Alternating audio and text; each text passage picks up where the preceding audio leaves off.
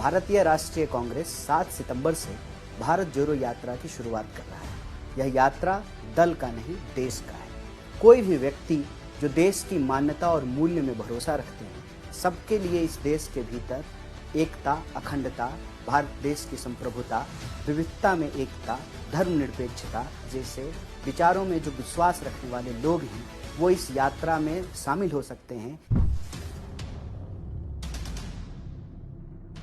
जब से भारतीय राष्ट्रीय कांग्रेस ने भारत जोड़ो यात्रा की घोषणा की है, लगातार विरोधी उस यात्रा को लेकर तरह तरह की अफवाह फैला रहे हैं। उनका कहना है कि भारत टूटा हुआ है कि आप जोड़ना चाहते हैं। इसीलिए इस यात्रा के 3 मुख्य बिंदु हैं। पहला, आर्थिक बिंदु की जब हम बात करते हैं तो हम देख रहे हैं कि महंगाई और बेरोजगारी के चलते लगातार भारत देश की अर्थव्यवस्था की कमर तोड़ी जा रही है। हम इस बात को सुनिश्चित करना चाहते हैं कि अंतिम पायदान पे खड़ा व्यक्ति को भी रोजी रोटी, कपड़ा, मकान, शिक्षा, स्वास्थ्य, सड़क, बिजली, पानी मुहैया हो। जिस तरह से सार्वजनिक संपत्तियों की लूट और दोस्तों को छूट दी जा रही है, यह जो देश को बेचने की नीति है, इसके खिलाफ हम देश को बचाने के लिए उस संकल्प के साथ इस यात्रा में शामिल होना चाहते हैं। दूसरा सवाल है समाज का।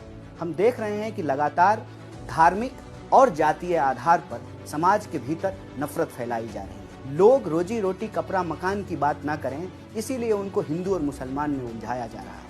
यह देश जब सबका है तो हर किसी को अपनी धार्मिक मान्यता और पहचान के साथ जिंदगी जीने की स्वतंत्रता इस देश का संविधान देता है। तीसरा जो प्रमुख बिंदु है, राजनीतिक।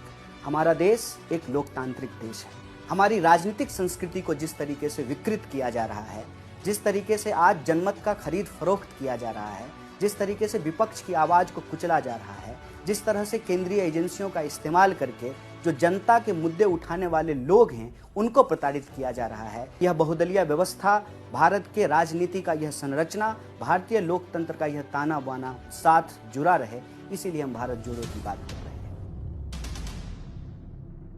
हम कहते हैं कि कांग्रेस और देश अलग अलग नहीं है।